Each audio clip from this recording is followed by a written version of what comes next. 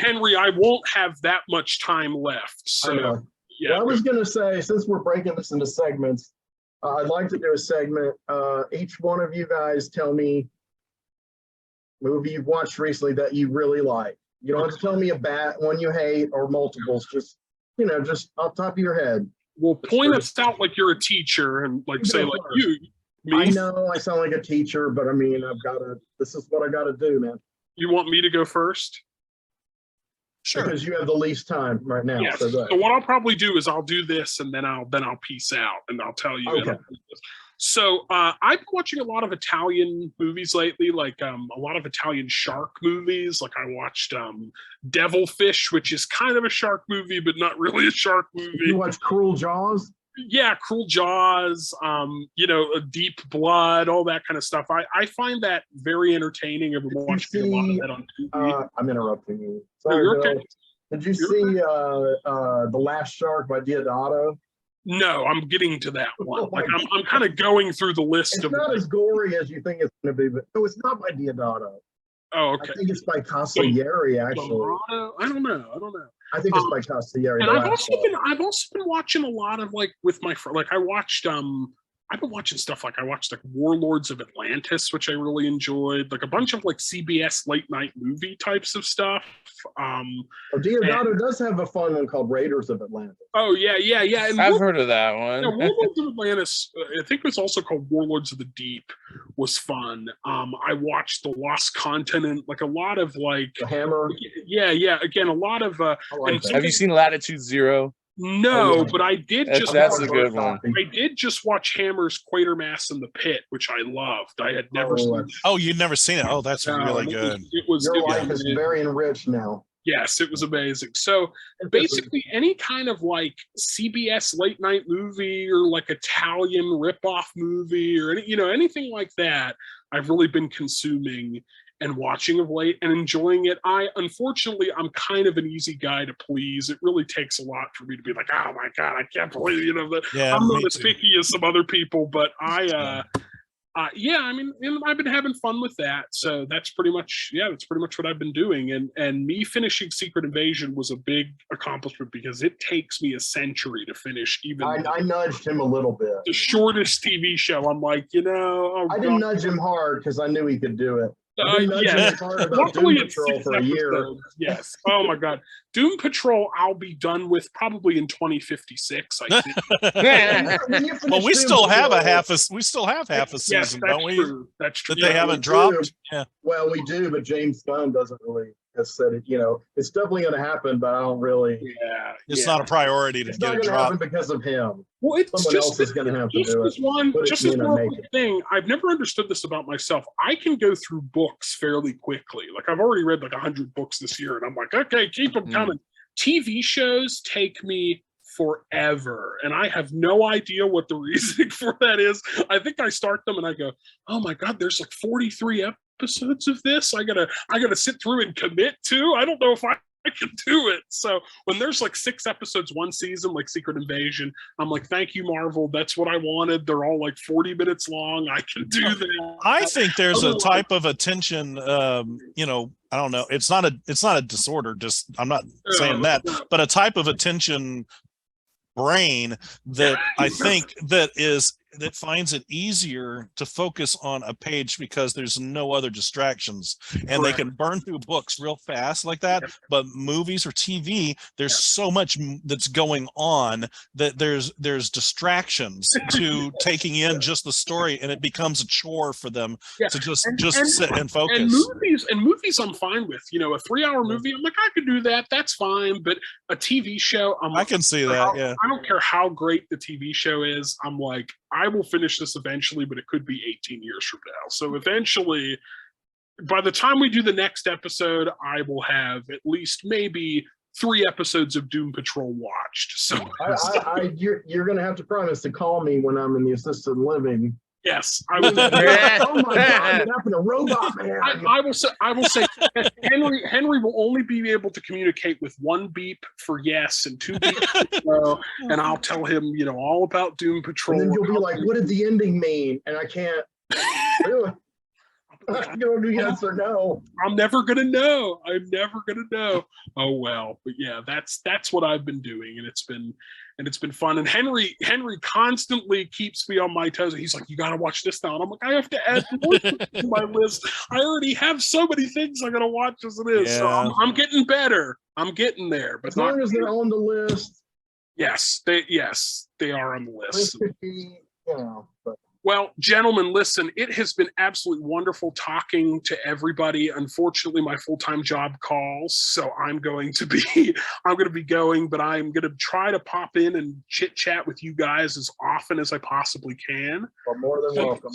So thanks for having me and my unique audio voice. We're going to go a little more. I think we're going to go a little more fluid like this.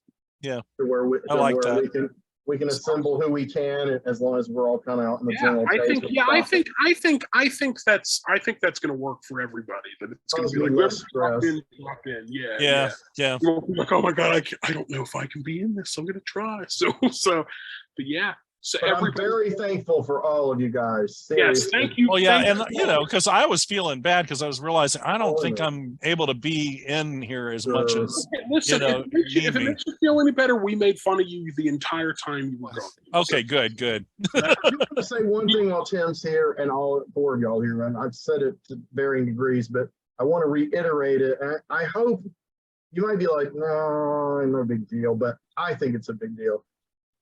I've got enormous positive feedback about that episode, and one time or another about every single one of you guys.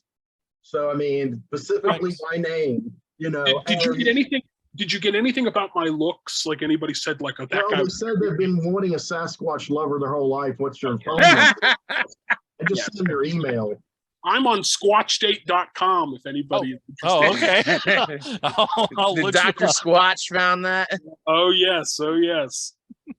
Anyway, I just wanted you guys to know that because that means a lot to me too, to hear that, and thank you. So Tim, we will do it again soon. Bye, everybody. Take care. Take care. Scott, what do you want to say that you watched? I saw a film recently. It was really interesting. It was a Dollar Tree film. They called it BFF Detectives in the United States. The original, the original title was actually The Three Exclamations, and it's a pretty decent family film. And I thought they did some really interesting things with it because they're like putting on this production of Peter Pan, and like it's weird because it's got like original songs in it, and like the songs are clearly not diegetic, but sometimes it's like they are diegetic. So it's really, because it's almost like they're like singing and interacting at some point, because it's like this whole riff on the Phantom of the Opera. And when the identity of the guy gets revealed at the end, it's like during a performance and they're like singing back and forth to each other. It was really interesting. And unfortunately, it's only available dubbed. And I can't believe how low the rating for this is on IMDb, because I saw another film that I got from Dollar Tree that was also a German film dub called Magic Kids that I thought was really mediocre, and it actually got a 1/10 of a point lower than Magic Kids, which I couldn't figure out because this one was actually had some really interesting stuff going on with it. I wouldn't call it a great film, but it was interesting. It was really interesting. Dollar Tree is a fun place for some of that kind of stuff. You never know what you're going to find. Yeah, I mean, I've gotten stuff from Dollar Tree I thought was really lame, and I've gotten stuff this was amazing. Like I was telling Henry about The Devil's Machine, which it looks like 1970s Bava. Huh. So I don't know if I want to go last to have a great enough movie to end the episode on. Maybe not, but oh well. Go ahead, Keith. Okay, well, I haven't really watched much of anything. Just got to watch Mission Impossible yesterday.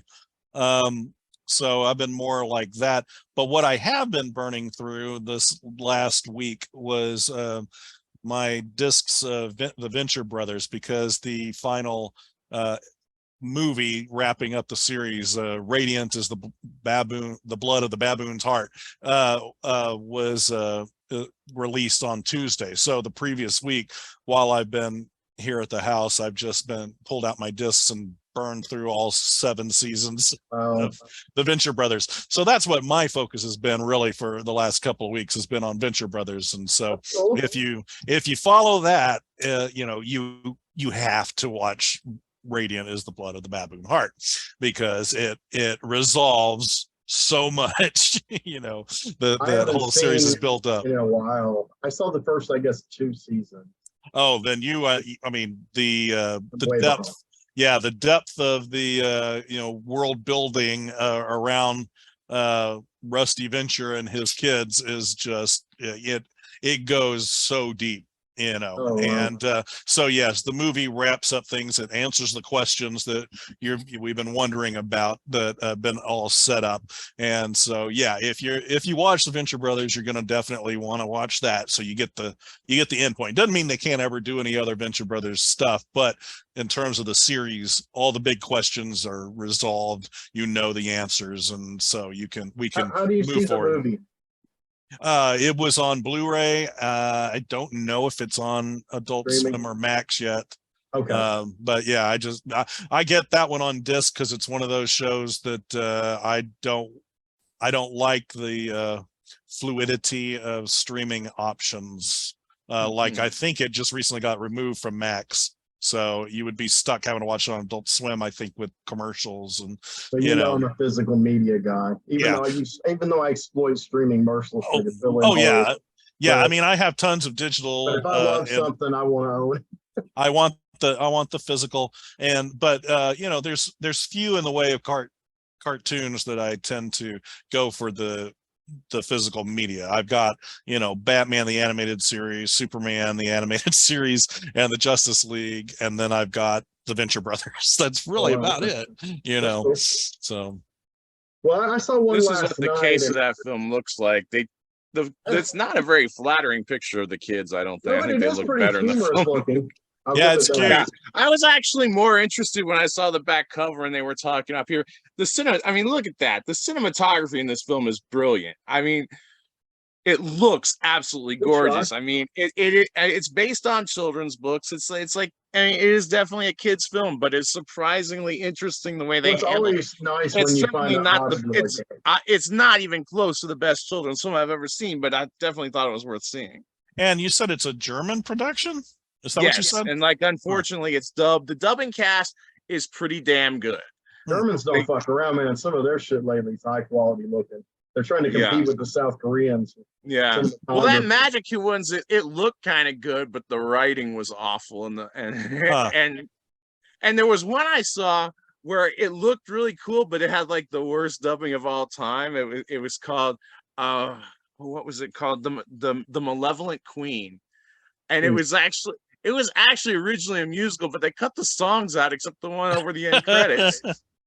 And they had this Disney kid movie. who was like somebody, it was obviously some adult, like speaking in a super high pitch, and like I cannot imagine a film being worse dubbed than that film was. And that's saying a lot. And that was That's hilarious. It's freaking DVD, and they have subtitles an option, but they don't have the original soundtrack as an option. So it's really hilarious.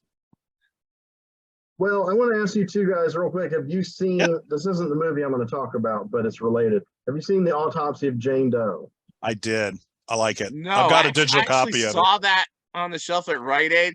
It looked a little bit interesting, but I put it back. I watched it and I liked it.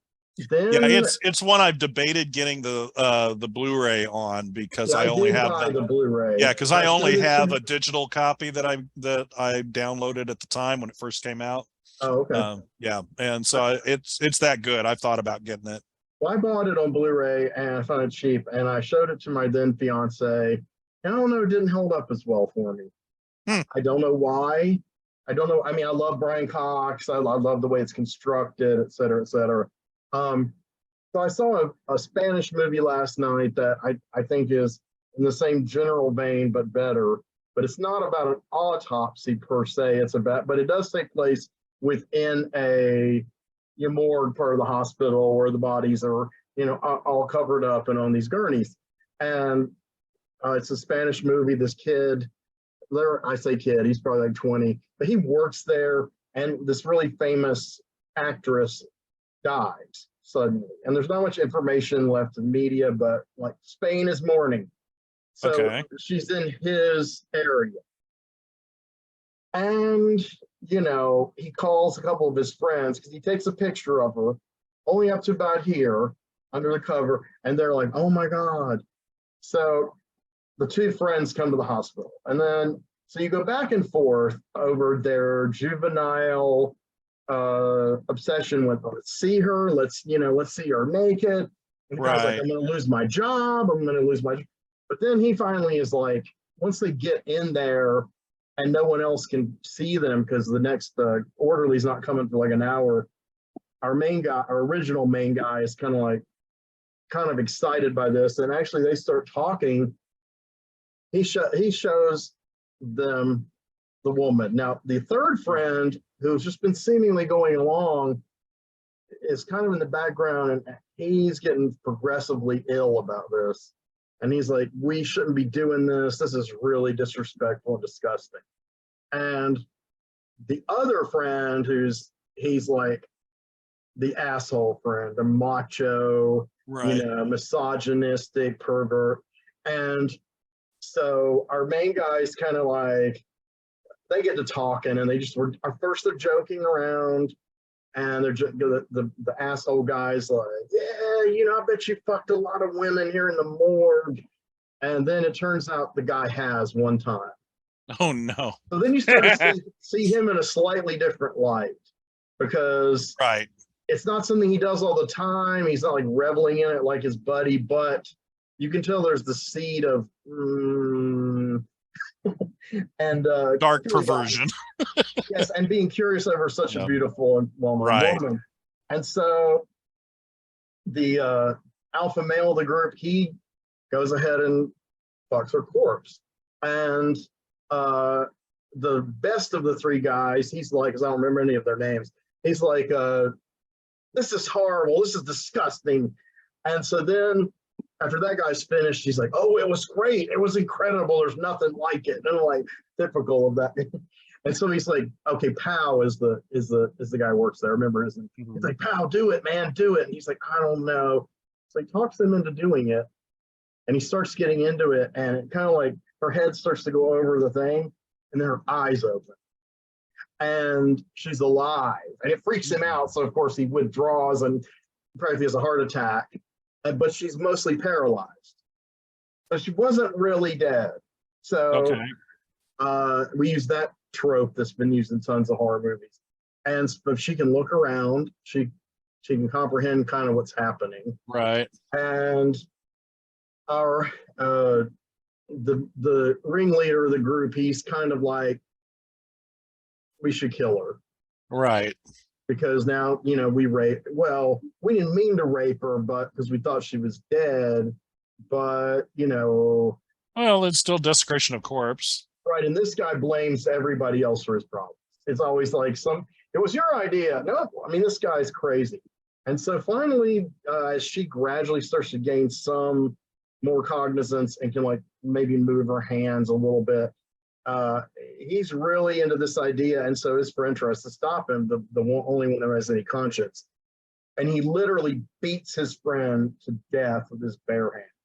Now, mind you, he's already an asshole, but for backstory, from what they said, basically he's drank about 20 beers and had 5 lines of cocaine. So, he's over the edge, but he's not a great guy anyway. And he doesn't quite beat him to death. And the guy's like bleeding out the back. He hit the back of his head. And so they're like trying to figure out what to do. And they start making these elaborate plans and everything goes wrong. And the guy looks at the woman, Anna Frisk. He says, I'll get you out of this. And then he dies. So then they're like, okay, so we got to dump his body in the dumpster. And then they're going to have to kill her. And, things come up and keep thwarting the villain of the piece. And more Pal, the guy we started the movie with, is becoming more and more unlikable. But he still has this kind of fear. He doesn't want to be the one to kill her. And the guy's like, yeah, come on now, you need to kill her too, so we'll both be equally blamed, because and the guy's like, you killed our friend. He's not listening to logic. And so that they start instituting this little plan, like he takes the dead friend out of the dumpster, and Pal starts working, cleaning up the area where they killed him. So she finally gets off the gurney and her legs aren't fully workable, but she crawls and she gets pretty far. And then the asshole catches her and brings her back. And he says, "You're going to help me choke her to death. I want you to touch her."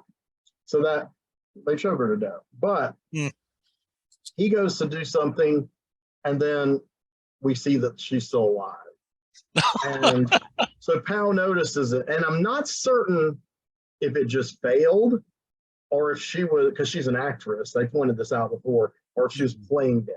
But either way, that sounds like the implication. Yeah. Yeah, and he realizes it, and when she talks to him this time, he agrees to. He just says, "Play dead, and we'll leave," and you're supposed to be here anyway. You're supposed to be dead, so we'll leave. And the two get in a big fight once the guy realizes she's alive, and yeah, pretty satisfying, ending in the sense that, but also kind of surprising, but also made sense. He's just the misogynistic guy. He's just always going on these long tangents about everything's everybody else's fault, and why'd you do this, and your mother's gonna find out you were fucking corpses. Like, he tries to implicate the other guy all the time, and then he gets stabbed in the neck by a surgical instrument by her. She can finally walk, and that's been a gradual thing. It wasn't a sudden, which was good. And then he turns around, she stabs him in the neck from the front, and he dies. And then he walks up to her, he's like, "Oh my God." And like, he's kind of like, "Oh my God, what do I do now?" Now he's dead, and he doesn't know what she's going to do. And she, lowers the knife. And then I knew this was going to happen, or I hoped it would. She just stabs him in the guts. Right. He falls down, and it's pretty cool. He slumps against the wall, and she slumps against the wall next to him, partially because she's can't keep her balance too well. And she just reaches over from the side and starts stabbing his stomach. And you see her stab it twice, and then it just cuts to her face, and you just hear she just keeps on stabbing and stabbing and stabbing. And then she just kind of has this almost smile. Looks very peaceful. That's how it ends? Yeah, so it's called The Corpse of Anna Fritz. Yeah. But it's well done. She's a great actress in that, she's really good at keeping still, like the lady in Autopsy of Jane Doe. Of course, she's beautiful. She has a great body, but she's really good actress, and she kind of brings all this stuff across. And it was just interesting seeing a Spanish movie with this kind of plot, which there may be others, but this was the first one I'd seen. So. But well, that sounds very interesting. Yeah. What's the title of it? The Corpse of Anna Fritz. Corpse of Anna Fritz. It's like the Spanish title's like E Cadaver y Anna Fritz or whatever. Mm-hmm. But yeah, it's on Tubi. Well, it's about to go off Tubi. That's why I watched it. So right. On Tubi a couple. But that's all I've seen like in the last couple of days.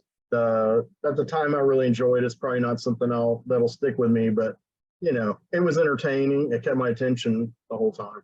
Oh yeah, that sounds interesting. Yeah. And it does sound like a good double feature with the Autopsy of Jane Doe. Mm-hmm, definitely. So guys, I guess we'll wrap up, and I really appreciate your help. Those Spanish films, like Thesis won the equivalent of the Oscar there. I finally saw Thesis for the first time last year. It was pretty intense. Yeah. Yeah. Well, yeah, I love foreign horror. Something like that would never win an Oscar a year, but it won the Spanish equivalent of the Oscar. Interesting. So we're gonna meet Wednesday. If you can make it, Keith, cool. If you can't, I totally understand. I'll be on a train on Wednesday. All right. On my way to Pulp Fest. So. Oh, that's right. Okay. I hope you have a good time, and I appreciate you sitting in today. Sure. And I'll be in touch, Scott, and whoever's watching. Thank you for watching. We appreciate you. We'll be back soon. soon as we get another little group together for some Right. bizarre subjects. So thanks a lot. All right. All right, good night. See ya. Take care. And